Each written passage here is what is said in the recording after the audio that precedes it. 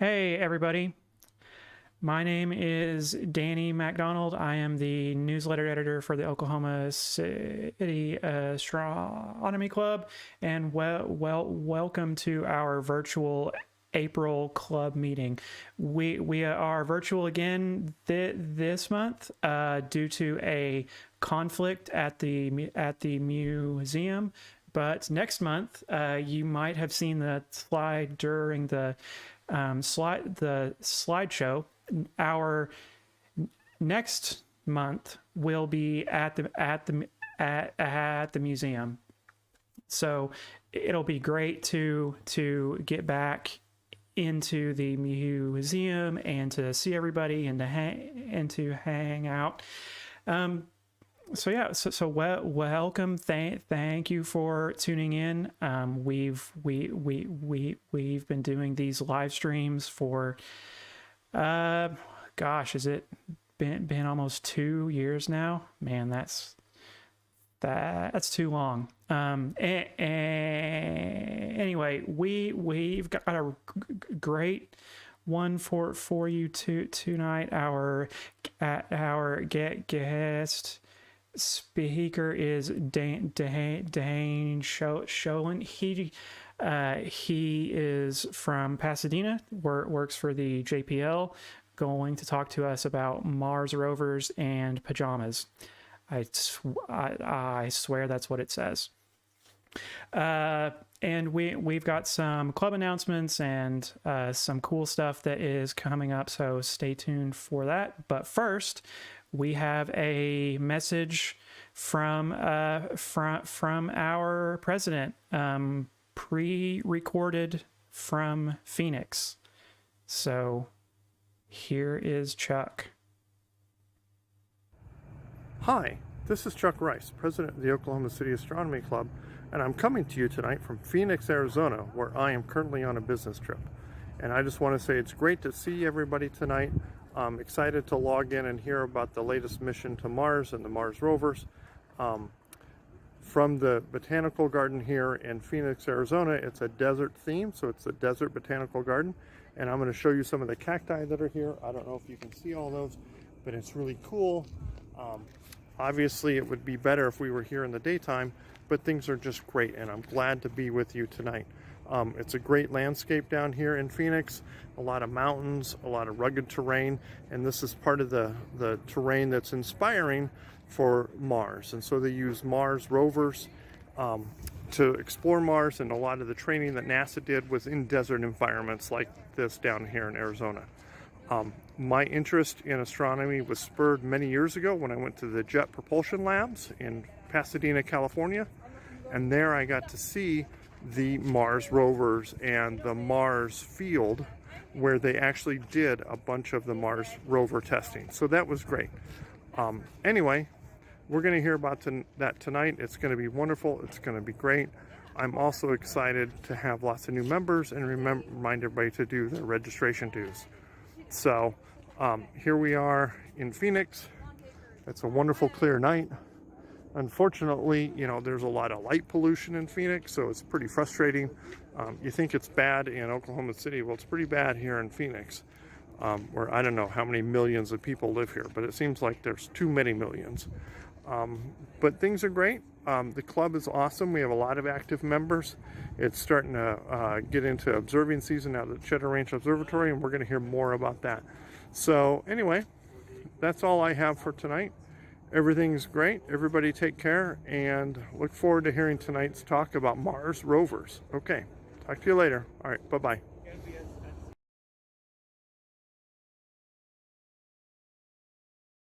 Okay, thank you, Chuck, and your cactus. That was really cool to see that muddy, dark cactus that you tried to show us in the background.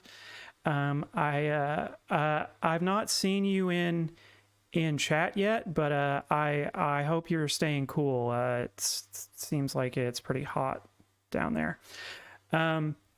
So let's dive into some upcoming events. On April the 9th, also known as tomorrow, we will be holding a novice session out at Lake Hefner. If you don't know what those are completely open, free events. If you want to buy a telescope but you don't know what you want, if you have a telescope and you don't know how to use it, if you have a telescope, you know how to use it but you don't know what to look at, or any kind of variation on that theme, these are the events that you should go to. We do these about once a quarter. We alternate between Hefner and Draper. Tomorrow's is at Hefner, a place called Windsurfers Point, but it really is just the big parking area. If you get off on Hefner and then turn in, it's just right by all those gazebos. So yeah, come on out. We'll be out there. We'll have our telescopes, and we'll be there to answer your questions and to let you see some cool stuff, assuming the wind is not insane. On the 23rd is a member night at Cheddar Ranch. If you are a member of the club, then twice a month we do these member nights out at Cheddar Ranch. That is our private observatory, about an hour and a half. It looks like I disconnected. Okay, and I'm back. If there was a glitch there, then I don't know. Blame the wind. Yeah, so if you want to go to a reasonably dark sky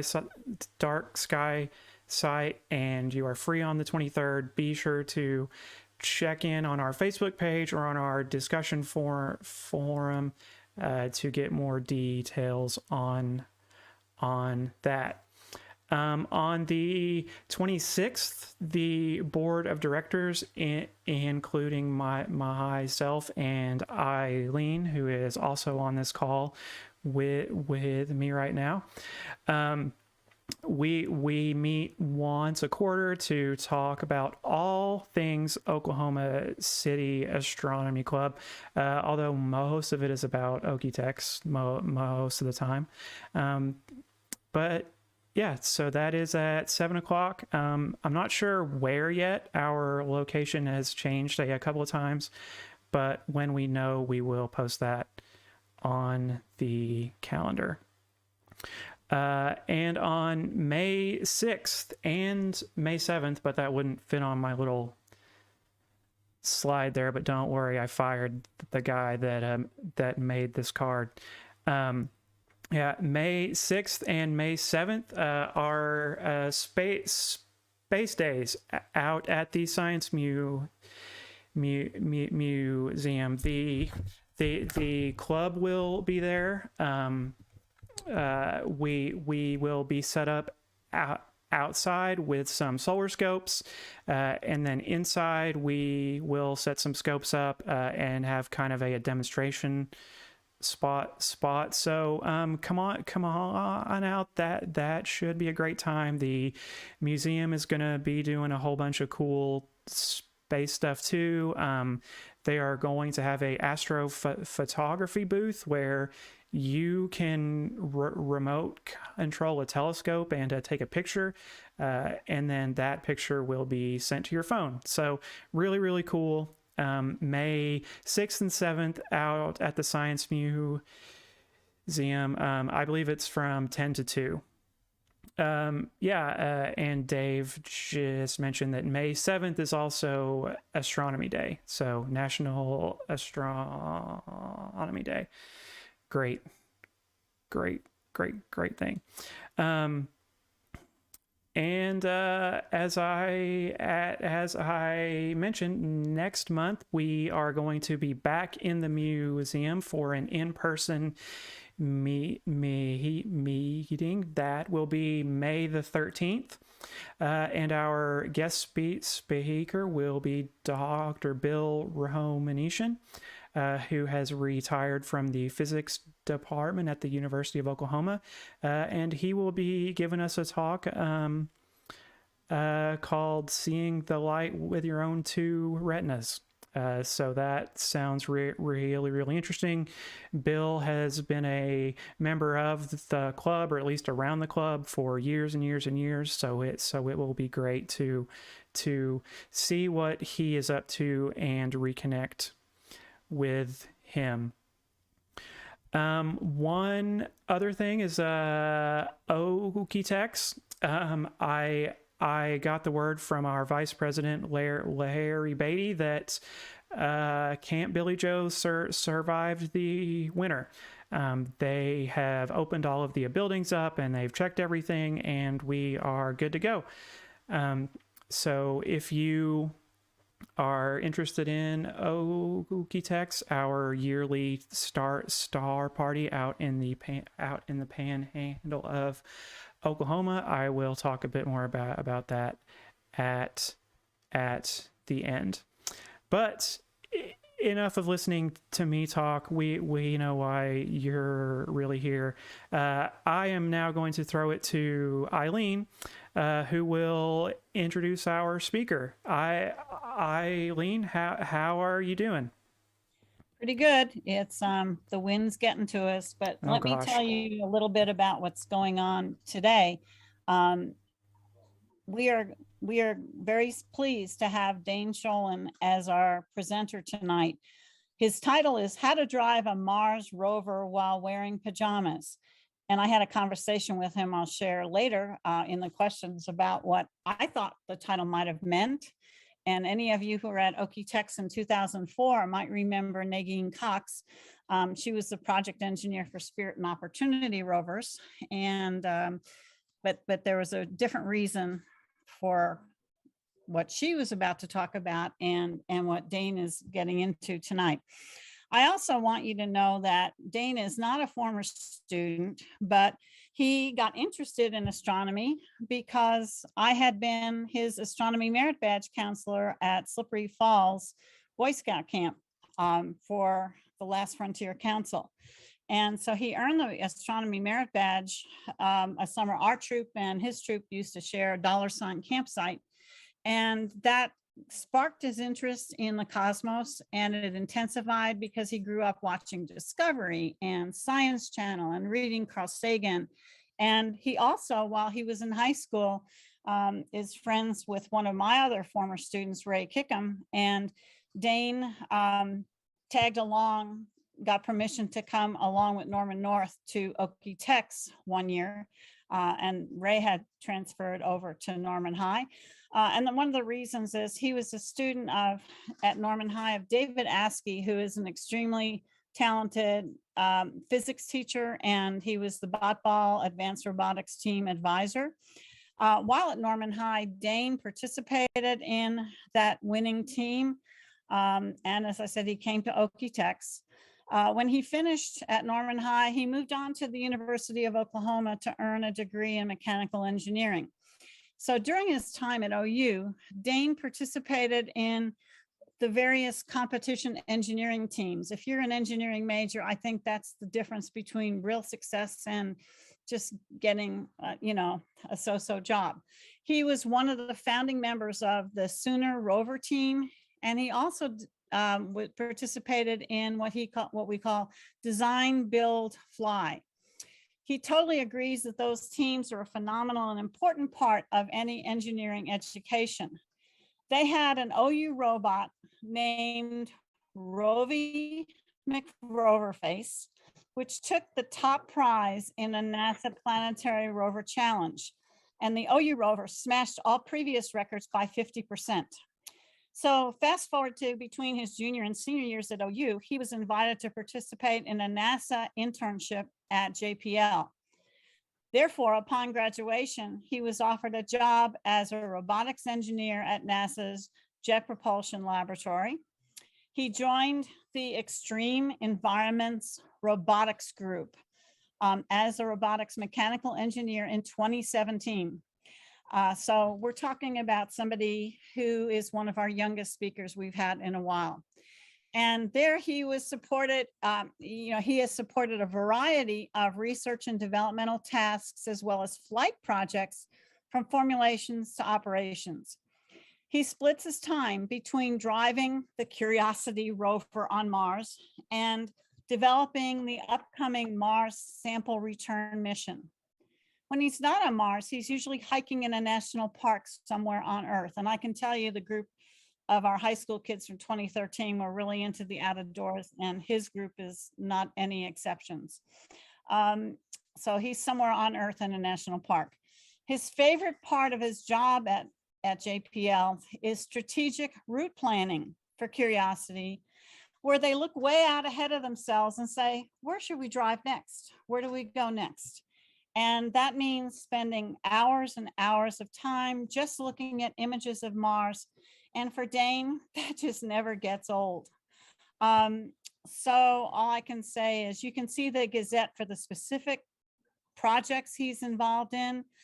I asked him what his favorite things to observe and photograph. He was in Okie-Tex somewhere in the neighborhood. Dane, you can help me here, at 2011 or 2012. He was also out last September. He saw Andromeda with his dad for the first time at Okie-Tex, and it remains his favorite object to observe. And he said, seeing a whole galaxy hanging above me with my own eyes never fails to fill me with the awe at the grandeur of the universe. So in this talk tonight, Dane is going to explore some of the unique challenges and solutions to operating a robotic vehicle from millions of miles away, as well as the Curiosity team's transition to remote work. That's the key with the Pajamas, which was trickier than you might expect. So I turn it over to Dane, and I hope you enjoy this as much as I know I'm going to. Thank you. Great. Well, thank you so much, Eileen, for the excellent introduction. And yeah, absolutely. You know, that astronomy merit badge was the spark, and you know, many things just kindled that flame, and it led me to where I'm at now. But definitely, astronomy is at that core of what inspired me. But more about me in a second. So.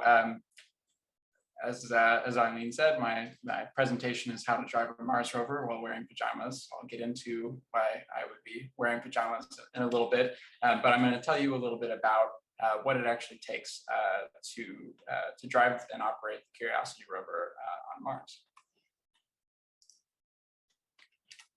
Okay, so you already got a ton of stuff about me, so I'll try and keep this short. But like Eileen said, I work at the NASA Jet Propulsion Laboratory, splitting my time between a couple of flight missions. I like to hike whenever I'm not working. This is a picture in the upper right here of me on Mount Whitney in 2021. This is a great place to get a view of hundreds of miles around, but you wouldn't know it because I actually did this while the whole mountain was socked in wildfire smoke. This is Robbie Mcgroverface. I will point out that that was a naming competition, but unlike the boat, we went and stuck with the #1 voted name. So and win the competition with that name despite it. As Eileen said, I was involved in botball, and before starting at JPL, I was an intern. This is a project that I worked on, which was a simulator. We were mimicking the conditions on the surface of Europa to study ice formation and what kinds of ice textures we might find there. I wanted to point out botball and the robotics competitions and everything, because like Eileen said, I really believe that was a formative experience, or those experiences were formative for me in becoming an engineer.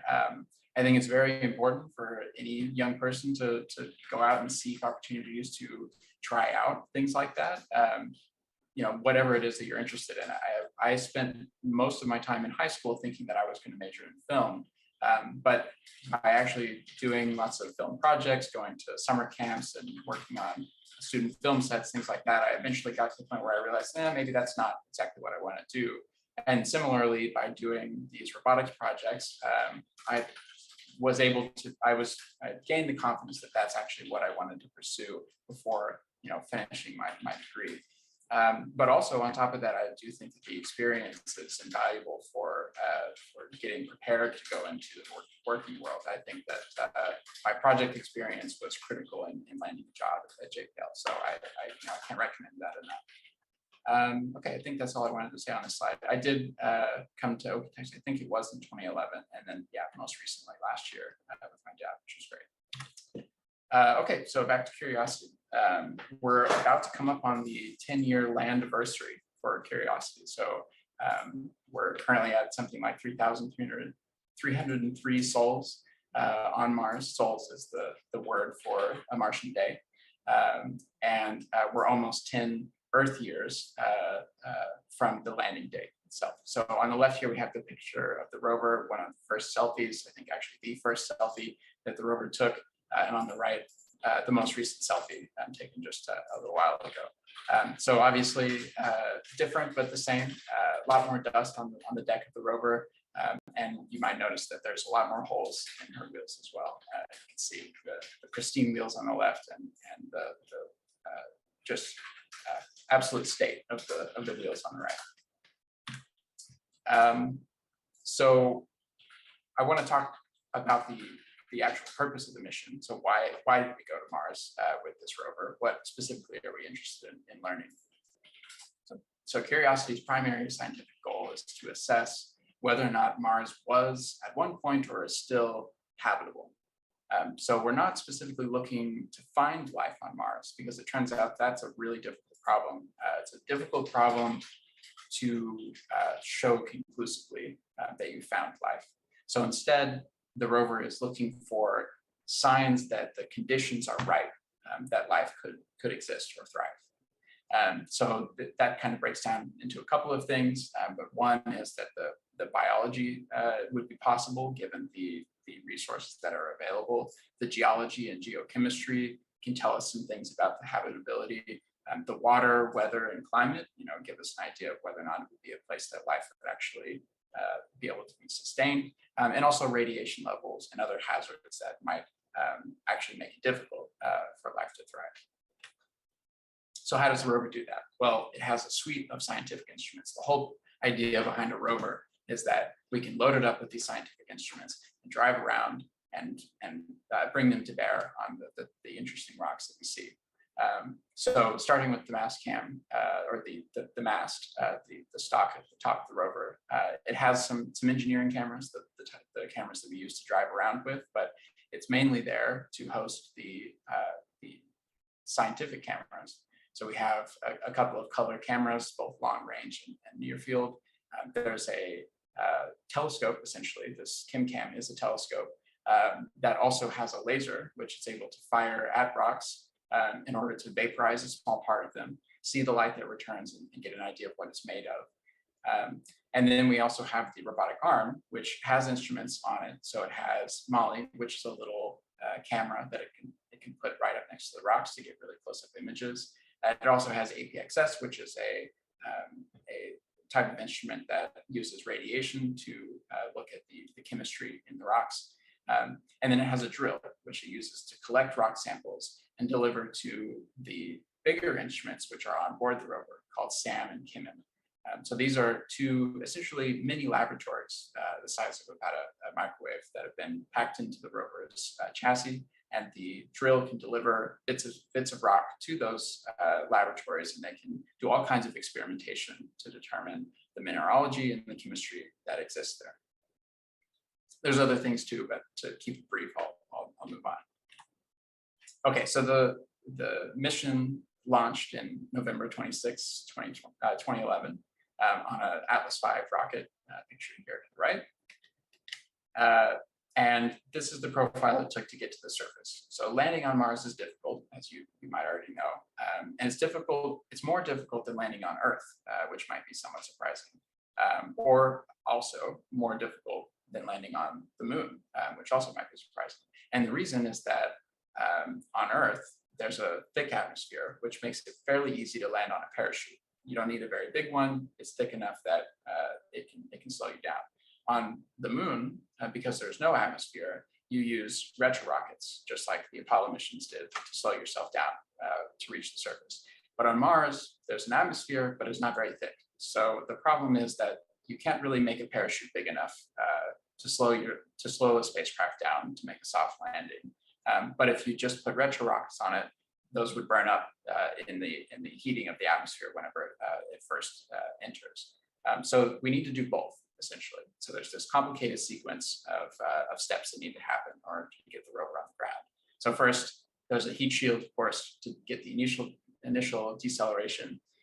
And that also allows the vehicle to sort of fly, essentially, to make its landing location more precise. Once the heat shield is released, then a parachute is deployed. That gets us most of the way slowed down.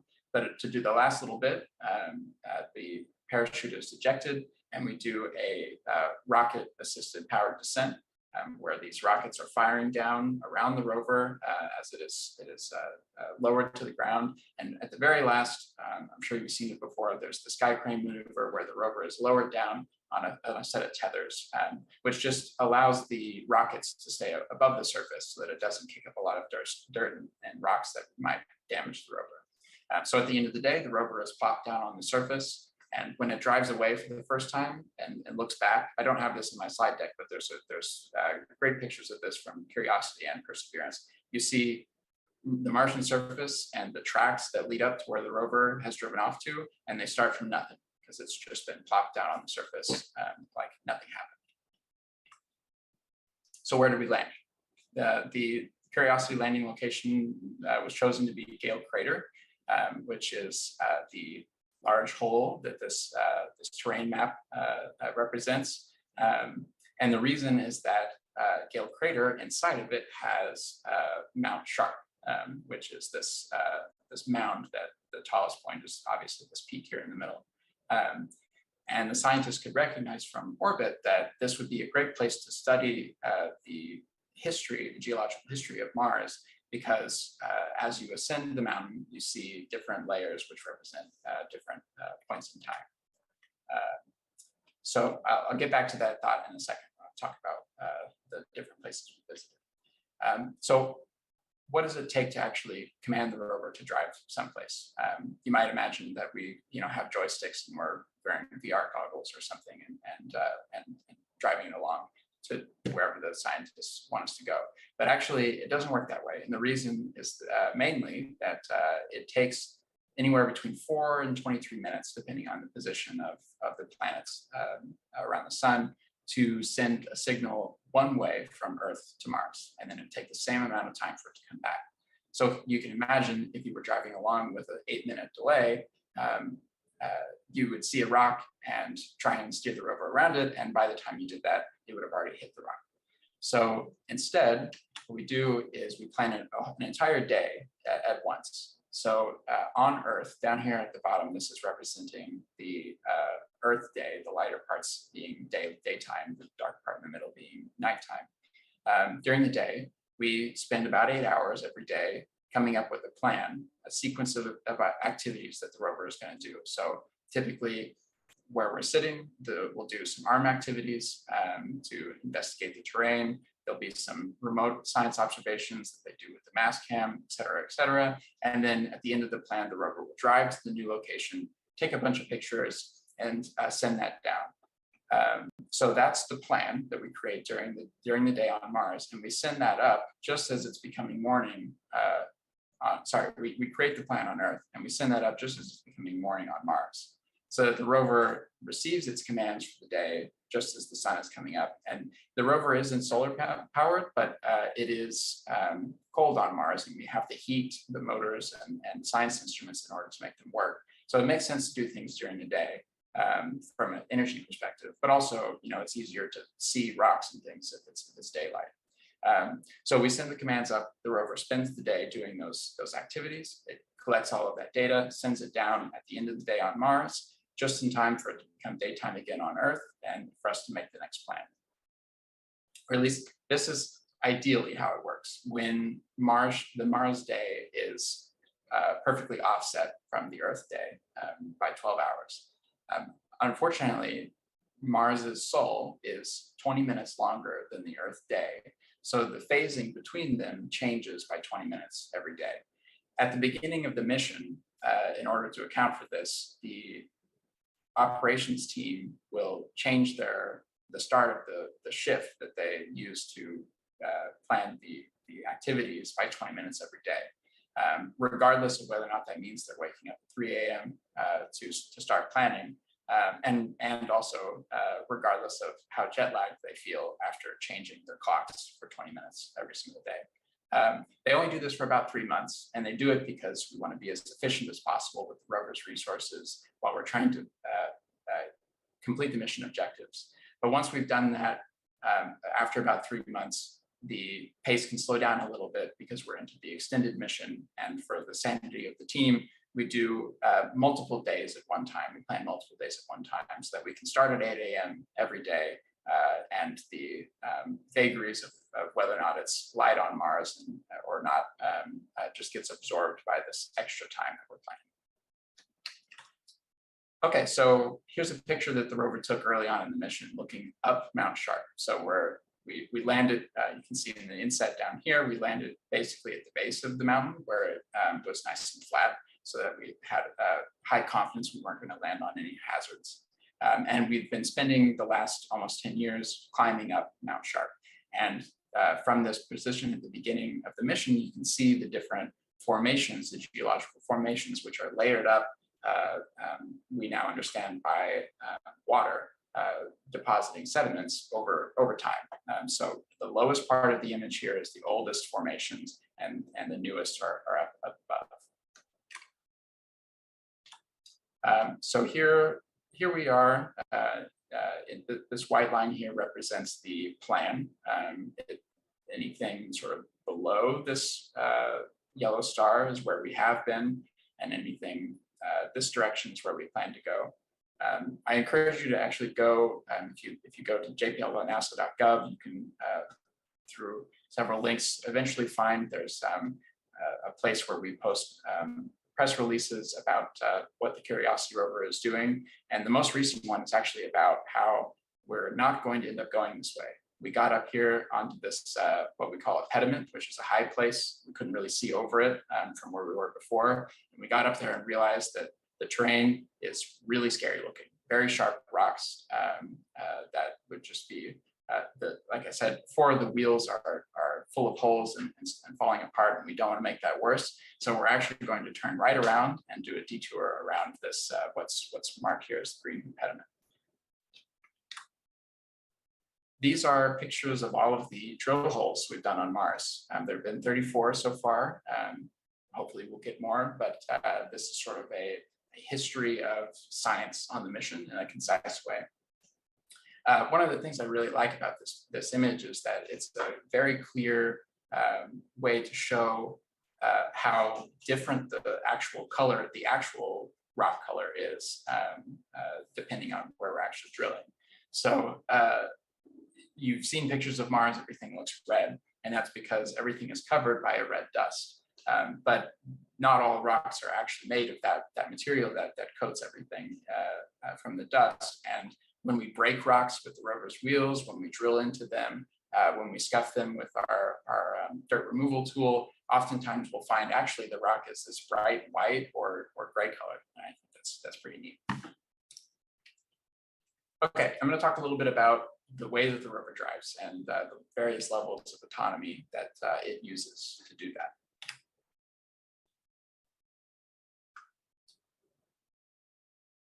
Okay, so when we're planning, we essentially give the rover a sequence of waypoints which it uses to traverse over the landscape.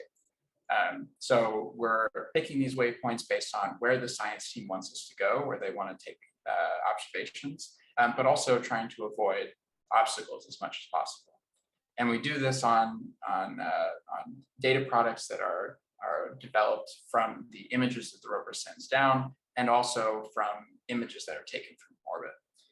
So we make these waypoints, and then we also decide how much we want the rover to think for itself when it's trying to drive to them. So while it's actually driving, if we give it a high level of autonomy, it might actually make some decisions about whether or not it wants to stop driving or try to avoid an obstacle. And I'll get into some details in the next slide. We also do safety checks, such as we set a tilt limit so that if the rover is starting to get on a slope that is higher than we expected, it will stop the driving and not continue. And this is how we keep it safe, even though we're not actually joysticking the rover. There's nobody really behind the wheel. We simulate the drive ahead of time and anticipate the hazards as much as possible. And the rover has on board a certain amount of safety checking that it does so that we don't ever get ourselves into a situation that could cause trouble. So there are 3 levels of autonomy that we typically use. The lowest level is almost no autonomy. So we call it blind driving, and this is where the rover essentially just does what we told. We tell it essentially how much to rotate its wheels, and it will do that without any regard for whether or not it made it to the goal. So if it started to slip and sort of veer off course, it won't make any changes. If there is a rock or something in its way and that kind of pushes it off course, it doesn't make any changes. It just goes, it turns the wheels as much as we said. And this is obviously not a type of driving we use if there are any hazards present or anything that we're worried about getting too close to. But a lot of times, or at least a good amount, the Martian surface is pretty featureless, and we can use this type of driving. And it's useful because with a very slow, rad-hardened computer from like the 1980s, it's expensive time-wise to do autonomy. So if we're on this benign terrain and there's no hazards around, tell the rover don't sweat it. You don't have to think about it, and we can do it driving a lot faster. But if it starts to get a little bit hairy, there are rocks in the way, there are hazards we can see in the images that we've gotten down from the previous sol, we will use something called visual odometry.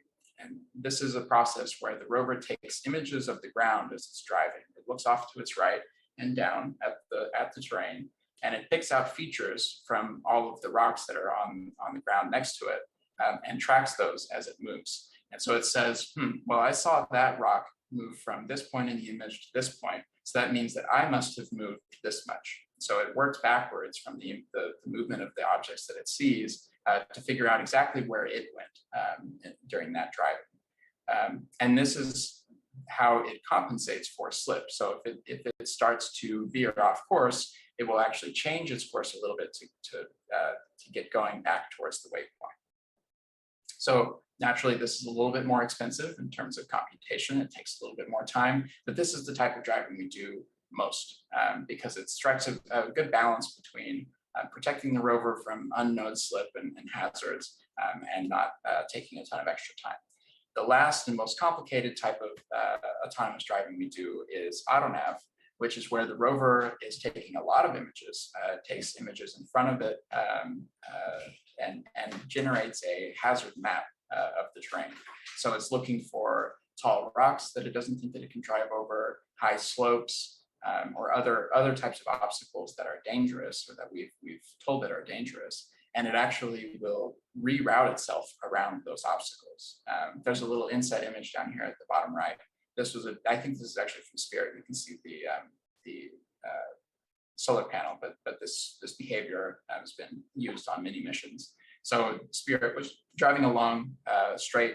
It saw this patch of rocks in front of it, and it said, "Nope, I'm going to go around that," and it turned and went this way so that it could avoid driving over those obstacles. So we use this type of driving when we're driving well beyond the images that we've taken most recently. We can only see 30 or so meters away from where the rover currently is. Sometimes it's been worse than that. So if we want to drive 50 meters or 80 meters, then we'll put it into AutoNav mode, and it will think for itself to make sure that it doesn't run into any obstacles. I will say that that doesn't happen a whole lot because oftentimes the scientists are more interested in stopping and smelling the geology, as I like to say. So we don't typically drive more than 30 or so meters because the scientists already see the next thing that they want to go and check out before we move on. Okay, so I guess the title of my talk was maybe a bit opaque. I didn't realize, but what I meant by driving in pajamas. For the last 2 years, we've been planning and operating the Curiosity rover from home as California and the rest of the world went to remote work. So just briefly, I'd like to tell you a little bit about the additional challenges. It turns out it's not too much harder to drive a rover from several dozen million miles away +5 than it is from several million miles away.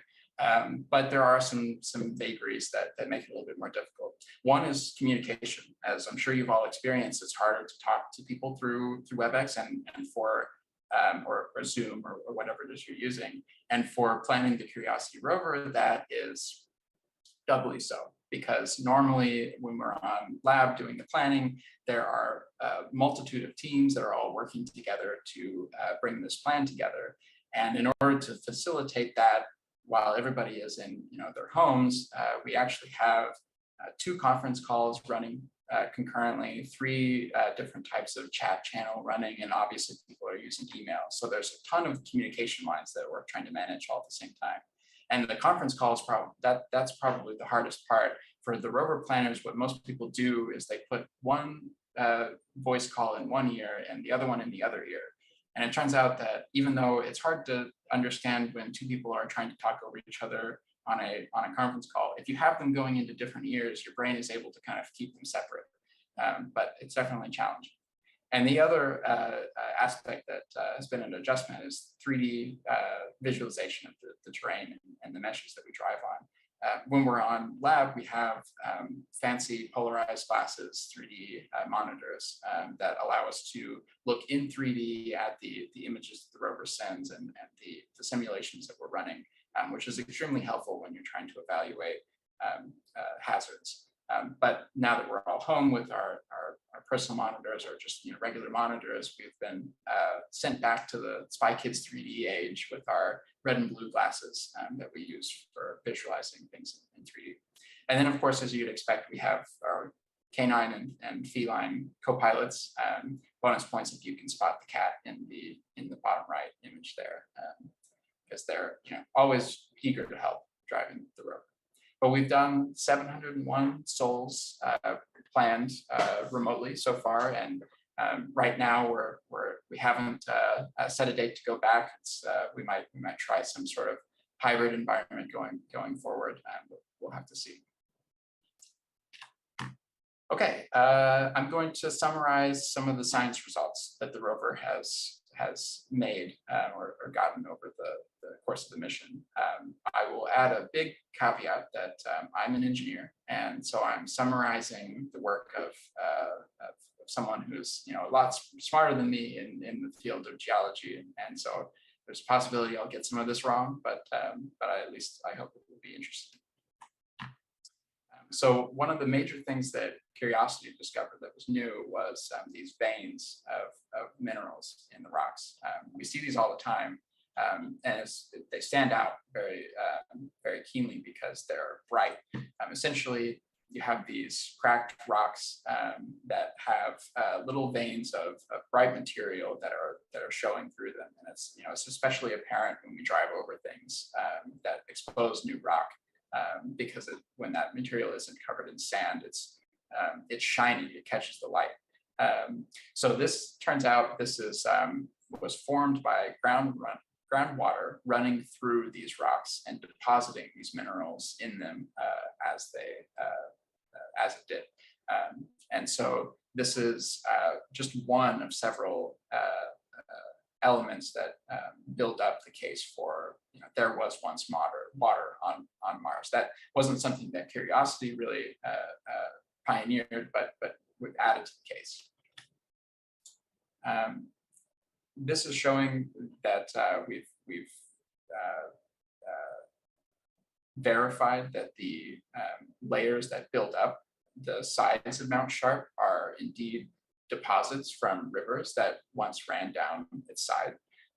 So we can see these layers at the base that form where the river water flows out into what was a lake around Mount Sharp in the crater. As the river water, which is carrying sediment, slows down as it hits the lake, the sediments fall out and form these delta deposits, which is something that geologists see in the fossil history or the geologic history on Earth, and we've discovered this is the case here on Mars as well. So it helps us understand exactly how did all of this form. Another big discovery for Curiosity is that there are organic molecules on Mars. And I want to put a really fine point on this point, which is that organic doesn't mean that it came from life. All it means is that it has carbon in the molecule. So carbon is the most abundant element. I think I could be wrong about that in the universe. So at least one of the most abundant. So seeing organic molecules is not surprising. It doesn't mean that we found life, but it is, like I said, the mission is to determine whether or not life was possible or that Mars is habitable. And having organic molecules is a key cornerstone to habitability. So this mission was the first to show that indeed organic molecules did exist. An interesting side note about the history of the Mars missions. We often talk about the rovers as like the type of scientists they are. So I think Spirit and Opportunity they would have called a geologist, but Curiosity is a chemist. So this was one of the main aspects that we wanted to send a chemist to Mars in order to see did organic molecules exist. I believe that they're calling Perseverance a geophysicist. Could be wrong about that, but there's lots to unpack there. Okay, and then the next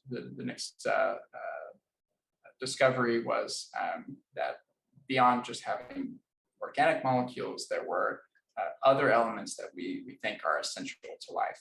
So the chemistry being carbon, hydrogen, nitrogen, oxygen, phosphorus, and sulfur. Those were all detected by Kimin and Sam, the main or the larger instruments that are on board the rover.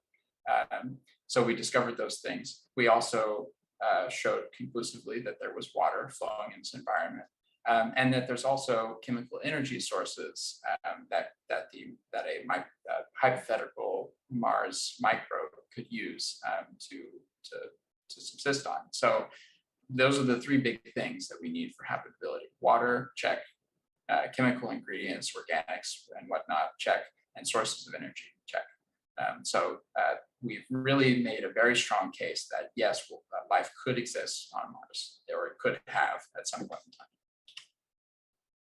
Okay, and then lastly, obviously, Mars's surface is dry today. There is water on Mars, but not in the place that Curiosity exists, at least as far as we've found so far. It primarily is trapped in the ice caps on the poles that end up migrating somewhat during the changes of the seasons. But obviously, there was a lot more water for there to have been flowing rivers at one point in time. And because of changes in Mars' climate, those have all dried up. And now Mars is dominated by a sandy, dune-filled landscape.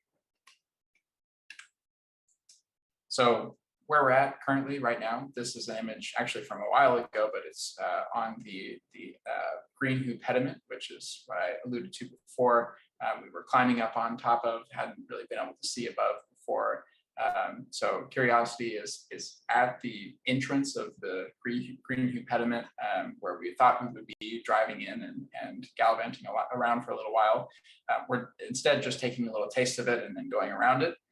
But this is just the next in a long series of very clear changes in the geologic history that the science team is currently puzzling about what it exactly means. Okay, and then I have a couple of slides here about weather on Mars, which is something that Curiosity did have as part of its scientific to-do list to study, but there have been definitely some surprises.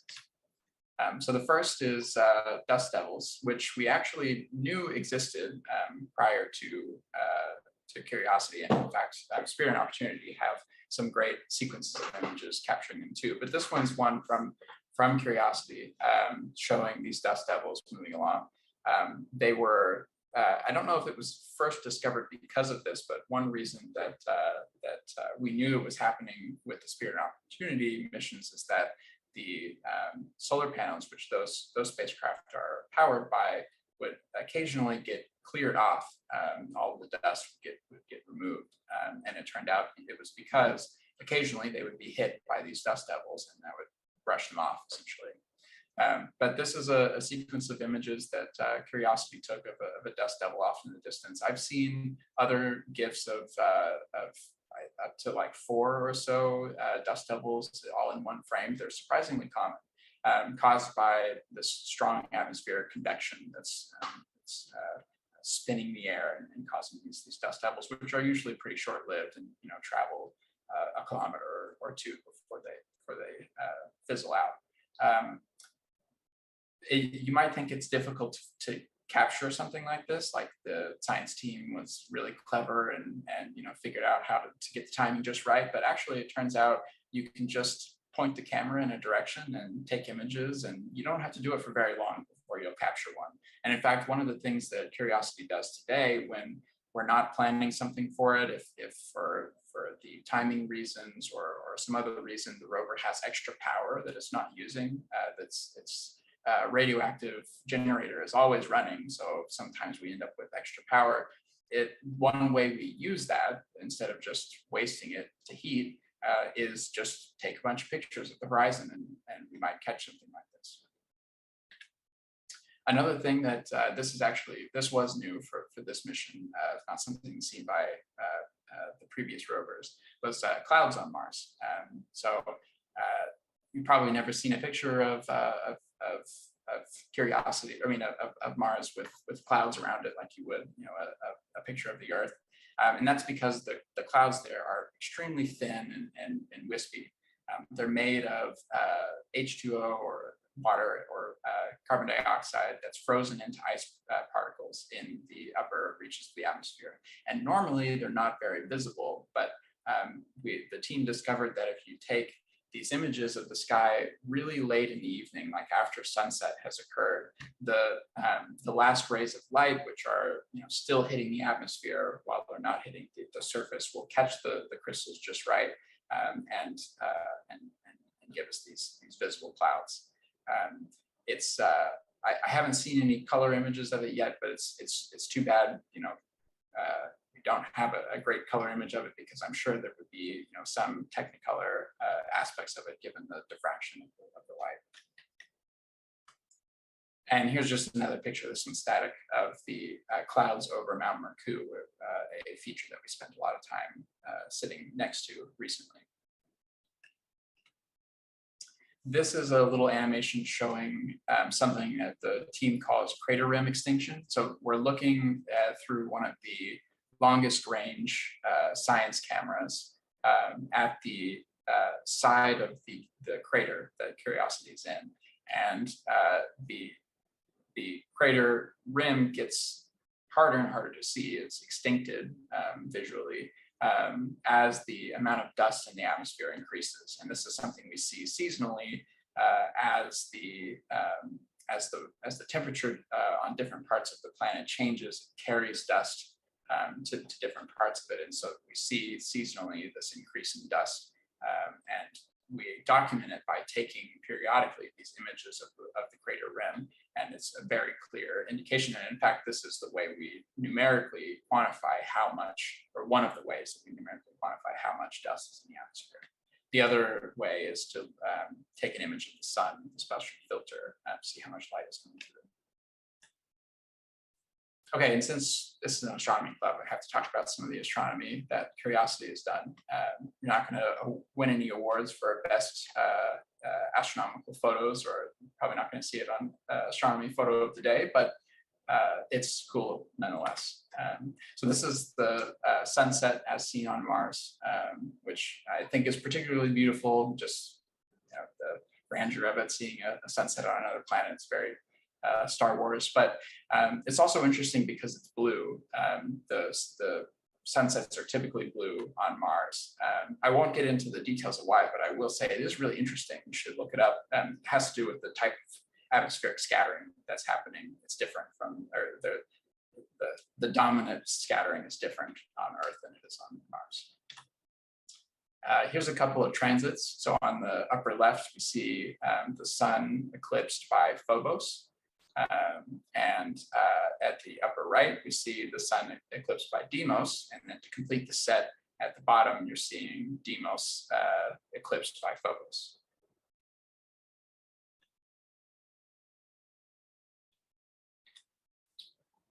Here is Phobos at night with the Molly camera. So I think that, these images here, these were likely taken with KimCam, which is, as I said, sort of a telescope. But this image was taken with Molly, which is the camera that's on the turret of the rover on the arm. So it's obviously a lot wider field. All of the specks of light that you see are not stars; they're noise in the image. But I think this is a particularly cool image because this is a camera that we're using typically to look at very fine mineral structure in rocks, and yet here we are using it to look at astronomical objects. This is Vega. This is also through KimCam, the telescope. Again, the speckles of the pinpricks are noise. This here is Vega. This is Comet Sliding Spring. It's a bit hard to see, but it is this smudge that's tracking across the screen here, right to left. All of the streaks that you see, those are stars. Obviously, this is a long exposure, so they've moved quite a bit and caused the streaks. And then again, all of the pinpricks of light are just noise as this image is taken. And this is a nighttime image. I think this is with Mastcam. I'm not 100% sure about that, but this is showing Earth and Venus as viewed from Mars. So you could say this is Curiosity's pale blue dot, but I'm terrible at impressions, so I won't go into that. All right, last, I'm just going to go through a couple of my favorite images from the mission, just to show some fun ones. I will note while we're on this picture here, oftentimes when we take selfies, it's because we are at a drill location, and we typically spend a lot of time at a drill location, so it's a great time to take a selfie. So have a look the next time you see a new selfie from Curiosity. See if you can spot the hole in the rock that's right in front of the rover. Typically there is one right there. And there might also be piles of similarly colored rock where we dumped out the extra sample we didn't use. Here's the landing. This was an image that was taken by probably Mars Reconnaissance Rover. I apologize, I don't know exactly which spacecraft it is, but one of the orbiters, one of the spacecraft in orbit around Mars took this image while we were landing. And this has nothing on the images and videos that Perseverance took while it landed, but I still think it's pretty cool. This is definitely hands down my favorite picture. Personally, it has a lot of personal meaning to me. I think it's pretty, but the reason I like it is that this was, I think, my second drive, not quite my first, that I personally planned. And the goal was to quote unquote scuff this sand dune. The scientists wanted to get a picture of the layers of sand that were here. So they wanted us to drive the wheel over it and back so that they could sort of get a cross-section cut of it. But to me, it's my boot print on Mars. So I don't know if I'll have the opportunity to go to Mars in my lifetime, but if not, that's okay, because I've put my mark on the surface. This is a panorama we took right after landing. I guess actually it's the first panorama, but it's neat because you can see here in these gray splotches in the upper right of the image, and also here in the left, the places where the terrain was scorched or in some way changed by the thrusters of the landing system, the jetpack, the sky crane. As it hovered there and lowered the rover down, it left these marks in the terrain. It's kind of neat. Here's another picture that the rover took early on in the mission, looking up Mountain Sharp. And we still get pictures like this all the time, but I'm always just floored by the beauty of Mars.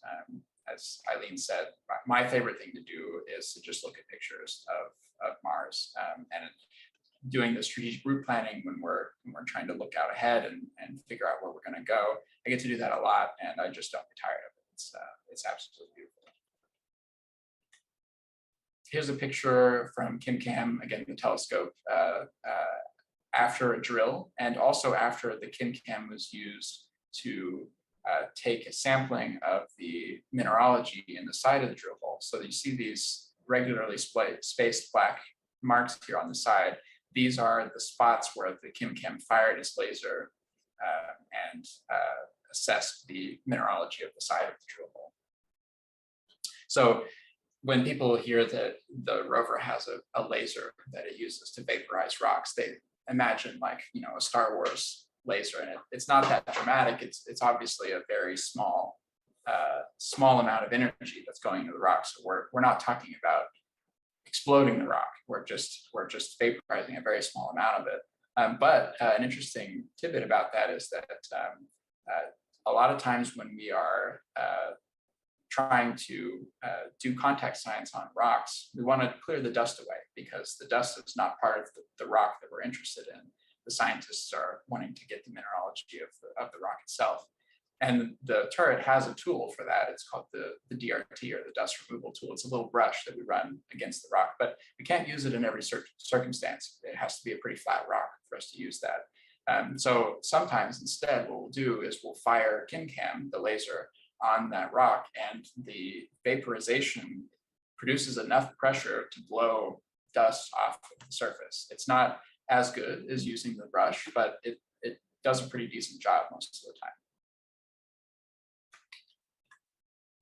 This is Dingo Gap, which was a rather large sand dune between some berms that we needed to get through. This raises my blood pressure as a rover planner. You might know that that Spirit got stuck in sand.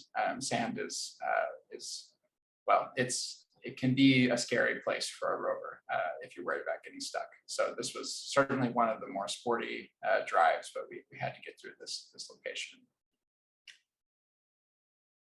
This is a pretty recent image that the rover took with its engineering cameras called nav cams. Normally those are not in color, and this is in fact not a color image. It's been colorized, but done in a really interesting way that makes it pretty believable. Essentially, we took two images, two of the same image, one at sunset and one at sunrise, and then colored and mixed the two images and colored one of them blue and one of them orange, which somewhat resembles what the light looks like, you know, at sunset and sunrise on Earth. And so you get this really interesting sort of portrait of color on Mars that looks about right, and it, I think looks really pretty. This is the broken drill target, where we accidentally broke the rock. Normally, we're not trying to break the rock because it means that we won't get a very good sample at the end. But sometimes it can't be avoided, and in this case, it split in half as we were pulling the drill bit back out. This is the Bagnall dune field. This was before I was on the mission, but anytime I talk about Curiosity, I pull this picture up because I think it's just stunning. I mean, it looks like a movie poster. The top image is the full panorama, and this is a cutaway of just this little part of it. We didn't cross over this, by the way. That would have been a death trap. This is just a picture of Curiosity with Molly. This is the geology camera on the turret, so this is how we take selfies. But I think this is a particularly cool pose that the rover is striking here. I'll also point out that the rover's arm is 6 degrees of, wait, could be wrong about that. I think it's 5. It's not enough degrees of freedom to allow it to turn and reorient the camera. So anytime you see a picture from Curiosity that looks like it's upside down, it's probably because of that. We just didn't we don't have enough options to rotate the camera around to the right orientation. And this is my last slide. So I think we're going to open it up to questions from the chat. Hey, thank you, Dane. Great. Yeah, we've got a lot of questions. Okay, great. So let's get to it. We had a question before you even started. That's how excited that people are. Awesome. Okay. So this first question, I know it's from Chris Taylor. He is curious about the next Mars rover. So there was some speculation that those might be used to return some samples. Is that still the plan? Do you know? Yeah, I do. So as Eileen said, I actually split my time between working this mission. I spend about 30% of my time on Curiosity.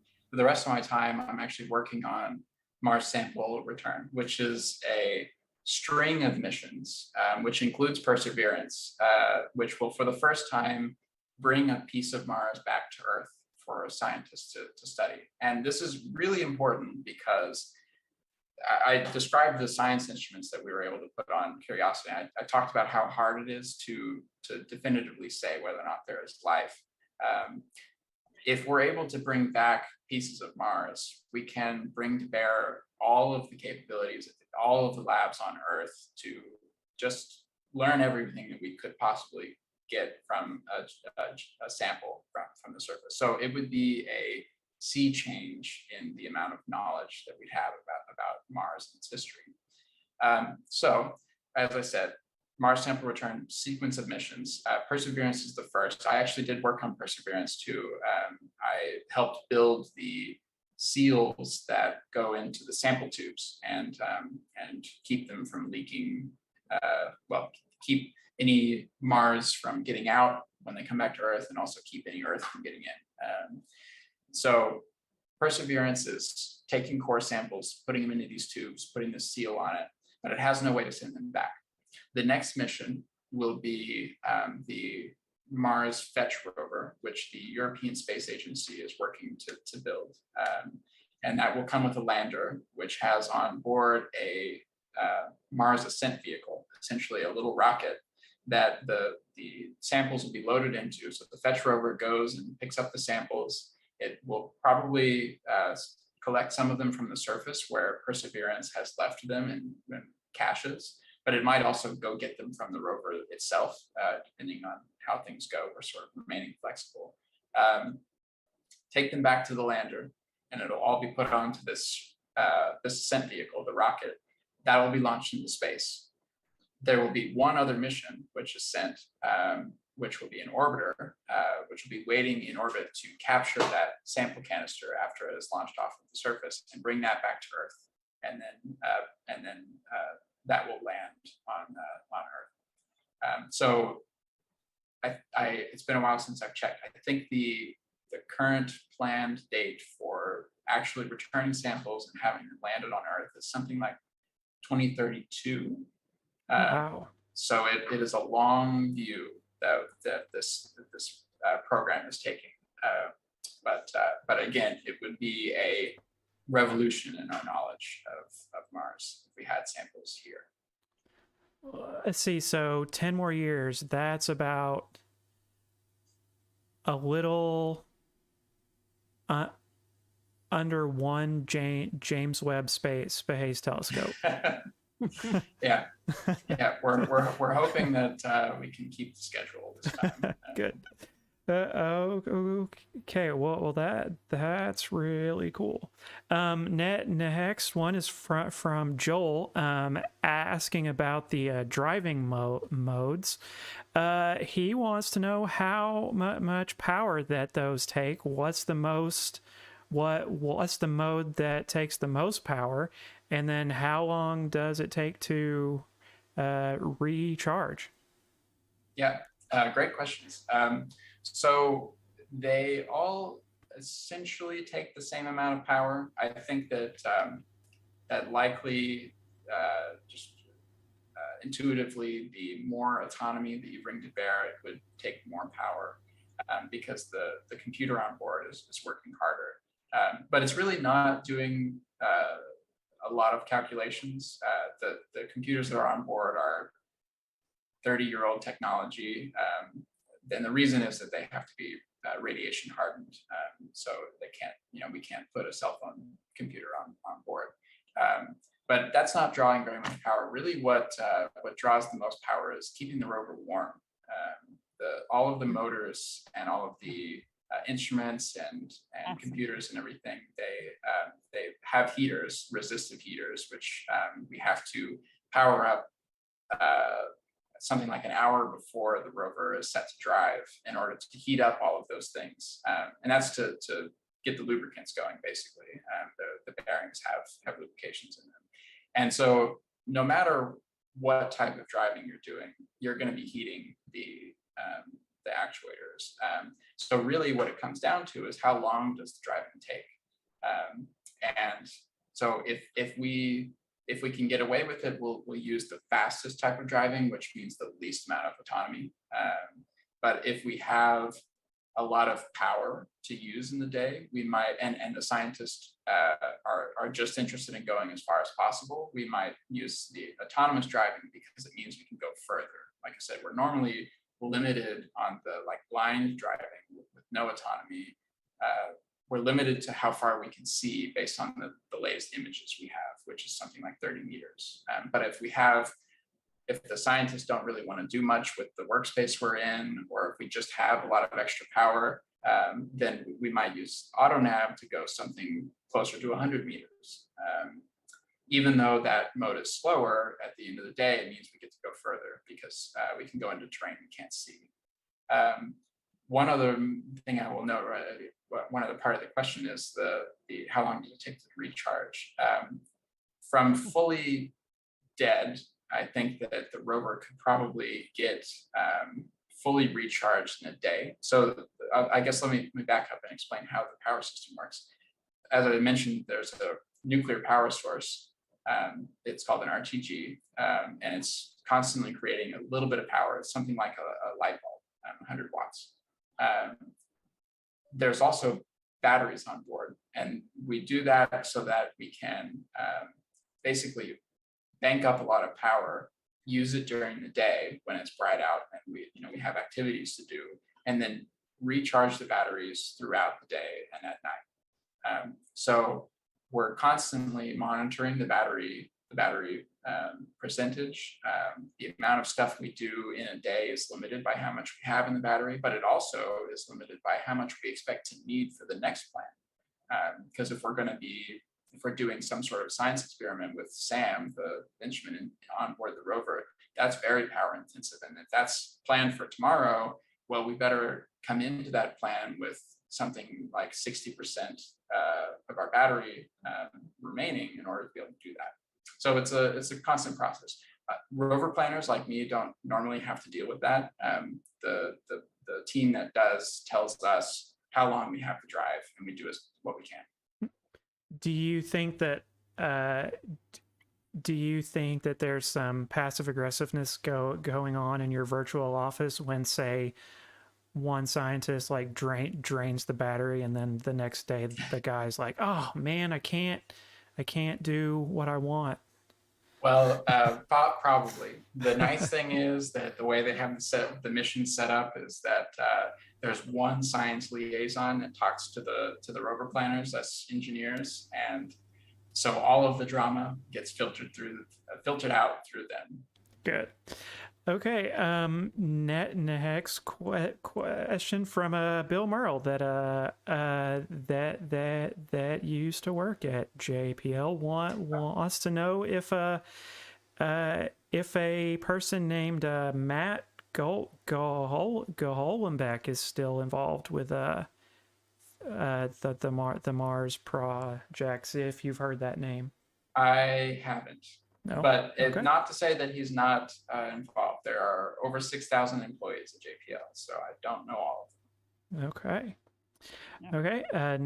Next one from Patrick, who I think just typed this question in to get me to say a lot of big words. What's the geochemical difference between the brighter gray rocks and the predominant red ones? Is it just a lack of iron oxide, or is there anything more significant going on? It sounds like your guess is better than mine. I warned you that I'm an engineer. Sure. Yeah. I think that's I think that's a great guess. But I would have to defer to the many excellent geologists on the mission to tell you what it actually is. Okay. I know enough to know that I don't know enough to hazard a guess. Okay. Next one here from Dave, who is asking the question of many a conspiracy theorist around the internet. How exactly does the rover take the selfie? Yeah, great question. Yeah, let's see if we can find a good selfie to talk about this. So if you've ever seen a selfie stick image, you might have asked the same question: where's the stick, right? And it basically boils down to clever image processing. So there's a little bit more nuance to it for the rover too. But as I mentioned, this is taken with the imager that's on the turret.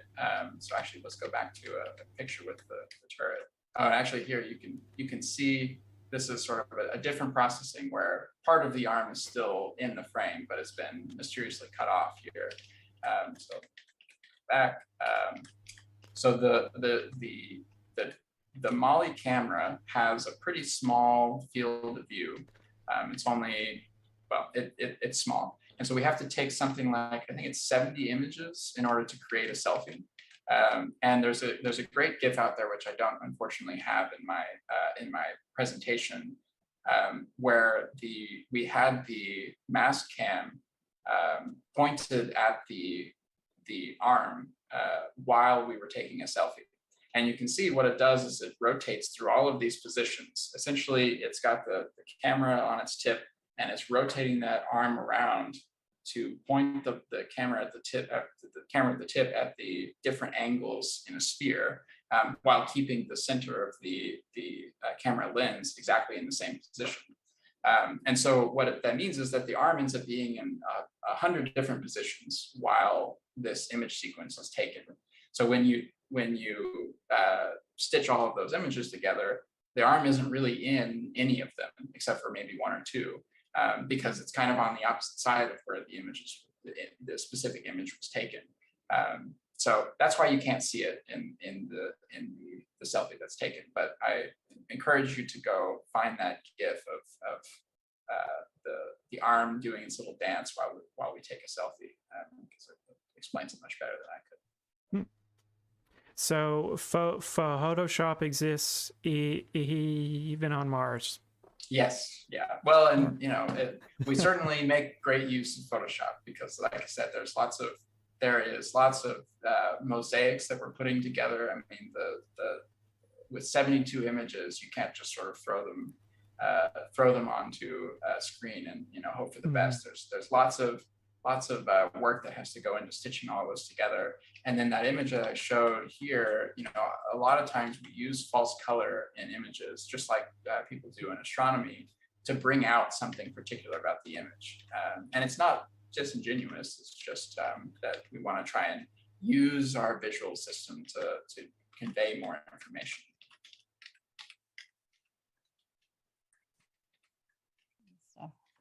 Here was the image. This, like I said, false color here. Yeah. So Photoshop on Mars, but for good reason.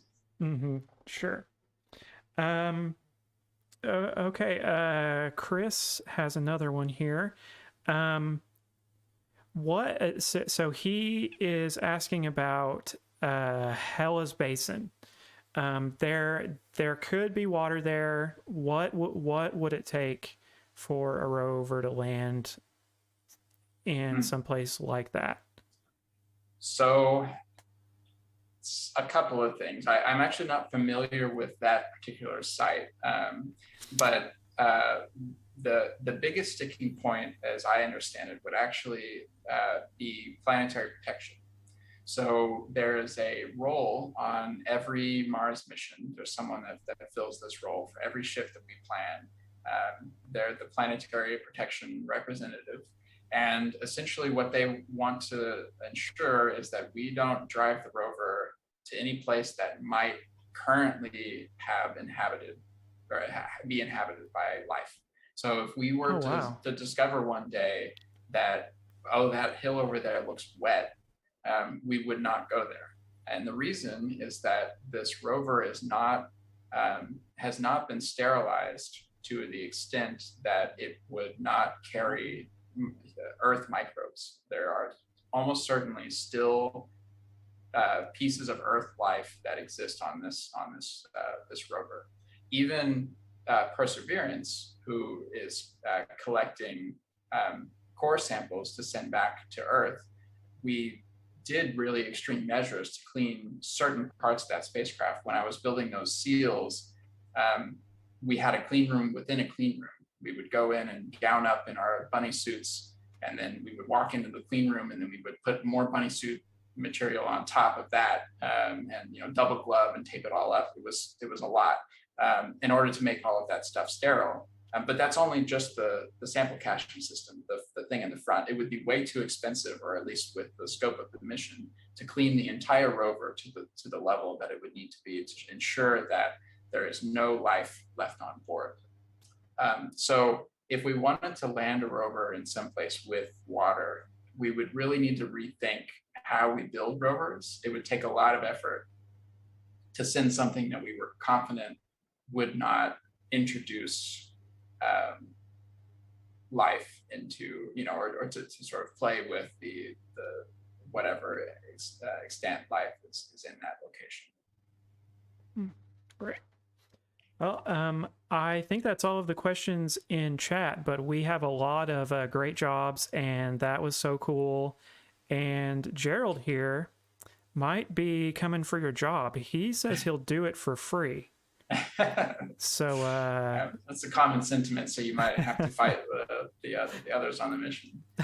Eileen, did you have a question? I have a question, and it really involves career pathways.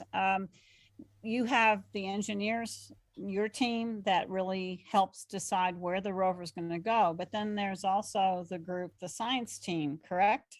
Right. And so are they all geologists? Are they planetary geologists? Are they hydrogeologists, or a combination? Because to be honest, on Earth, in a lot of geology departments, there's a battle between the geologists and the hydrogeologists. Mm-hmm. And there's a lot of competition as to who gets the funding and things like that. But I'm curious how that's worked out on a Mars mission. Yeah, I can't give you sort of a survey level of understanding because again, part of the mission is that we're communicating through just a handful of scientists who become the liaisons for the rest of the team. But from my interactions with the extended team, I can tell you that it is a wide variety of scientists. I'm not too sure about the specific types of geologists, but certainly it's not limited to geology. Because of course, Curiosity is studying chemistry, so there's a lot of people whose background is more in chemistry. But you're right that it takes the whole village basically of scientists, and you also will find too that people will have different backgrounds, even though what they're doing might be considered geology or chemistry or something like that. The mission is a beacon that attracts a lot of different types, and so people come with even on the engineering side, very broad backgrounds end up working the mission. Yeah. And I was asking earlier when he was saying, how to drive a Mars rover wearing pajamas. I asked him if he knew Nadine Cox, who was one of our speakers at Okie-Tex in 2004, and Nagin wore 3 wristwatches. And I wondered if it was because what she explained during the talk is one was for her time in Pasadena, so she knew when to pick up her husband or her kids at school, or just do things with her family. And then the second wristwatch was spirit time, and the third one was opportunity time. And so they had to, she described how it was really tough to work on these Martian missions because of all the different time zones. As Dane has explained, a Martian day is about 20 minutes longer than Earth. So if it's 9 o'clock, on Earth, it may not be 9 o'clock on Mars, and you always have to be shifting. And he explained, no, this was because of the pandemic, that they were in pajamas and doing their thing. But he also explained that they no longer, that mission, they stayed on it for like 2 years, and most of them had to get off it because they were, their bodies were just not made to be shifting biorhythms, circadian rhythms by that much over a 2-year period. It caused weight gain, it caused loss of relationships, it caused, just people being a little bit strung out and needing some extra help. And he said that's why they don't do that anymore, more than 3 months of a mission. So I thought that was an interesting story for those of you who were around in 2004. So. Well, I just want to say, thank you very much for having me. I always love talking about this mission and anything space, but it's a special treat, sort of full circle for me to come and talk to you all who helped inspire me to take this path. So really appreciate it. Yeah. Hey, thank you for taking the time out. I can see your background. It still looks like it's nice and sunny outside. Yep. So, sunny Pasadena. So, Pasadena. Yeah. So is there anything that you want to plug before we let you go? Do you have a website or a blog or anything that No, nothing like that. But Okay. I'll repeat, I wish I had the specific link to the mission page, but you can find the Curiosities blog if you go to jpl.nasa.gov and navigate to the missions portal. I'm sure you can find Curiosities blog there. It's excellent. Like I said, there's a variety of team members, scientists and engineers alike who write little blurbs about what the rover is currently doing. I think it's a great way to keep in touch. Yeah, I found that and I pasted it in the chat. And with that, we will let you go. Hey, thank you again. That was really, really cool. That is so cool. Thanks. Yeah, Thanks. I appreciate it a lot. It's fun to hear. Yeah. So. Neck of the woods is right in the thick of it. It's great. Yeah, thank you. Proud. Okay. Yeah. Thank you again, Dane. That was really cool. And as a reminder, if you missed any of this, then as soon as the meeting is over, the replay will be available on YouTube in case you miss anything or you just want to see more of those cool pictures. Then be sure to check that out. We are almost done for April. As a reminder, next month, May, let me put this back up here. May, we will be back in person at the Science Museum of Oklahoma. Dr. Bill Romanician will be our speaker. So it'll be great to see y'all in person. I mean, it's fine to talk to you over chat, but I know that I know that you are interested in getting back to an in-person meeting, and we certainly are too. I've got some things to plug here. Eileen sent me this link earlier. If you are new, this resource is really great. This is a sky map. They are free to get, free to download, free to use. Really great way to get started with what is going on in the night sky. They put these out once a month, and I believe you can get one for northern or southern hemisphere. So if you're going to Peru or something, then and equatorial, she just said yeah. So that is great, and I will paste this in chat really quick here. Oh, okay. And if this is your first time here watching one of our streams, we are the Oklahoma City Astronomy Club, and our website is okcastroclub.com. Here you can find all sorts of great stuff. Here up top is actually a link to our to this live stream that you currently are watching. I think if I pressed play to watch myself, I would break the universe, so I won't do that. But here you can see our calendar of events, and this list here on the left is all the cool things that you can do. One of the best sources of information about what we're doing, where we're gonna be, what time we're gonna do it, is our forum.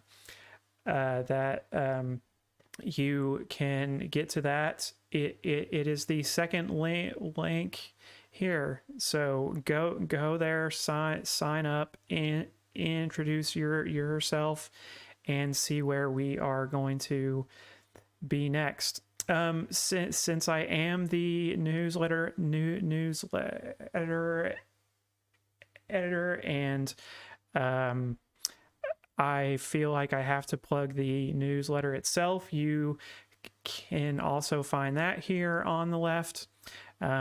If you want to re-watch that video of Chuck from earlier, where he looks at the cactus, then you can do that. If you want to read more about Dane, then you can do that. And there's just all sorts of information about what's going on in the club and when, as well as some links to some things that you can do at home. It is April, which is time for us to start gearing up for the Okie-Tex Star Party. This year is the 39th at the end of September. If you don't know what Okie-Tex is, it is a week, a little over a week, in the panhandle of Oklahoma, some of the darkest skies, at least in the country. Super dark, super great, very fun. There's meals, there's beds, there's Wi-Fi, there's plumbing and bathrooms. It's a great time if you want to go and hang out with a community of amateur astronomers for a week. This is the premier star party, I'm gonna say, in the world, but I think they probably want me to say in the country. If you want to buy a shirt that has our logo on it, or a sticker or a pillow, that's not weird. we have an online shop at Redbubble where you can go and get our logo put on all sorts of things. So if you are interested in that, and I will post all of these links in the chat. If you want to contact us, you can go to okcastroclub.com. If you have a question that wasn't answered by me during the presentation or in chat as you were watching, feel free to shoot us an email at info@okcastroclub.com, and we will make sure it goes to the person that it needs to go to. Thank you all for coming. Great to see you in chat as always, and I hope to see you in person next month. And before I go, I'm going to see if Eileen has anything else. Eileen, you got anything? No, I just we had one other question, and for people who aren't using YouTube, it's are the YouTube chats available when you watch the recorded meeting on YouTube after the fact? Yes. I think they are. Yeah. Yes. Yeah. They are. They are. Thank you. So, okay.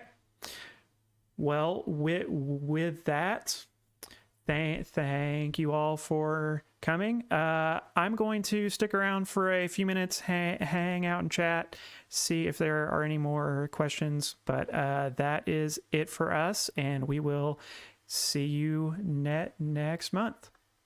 Bye. Thanks. Bye-bye. Have a good week.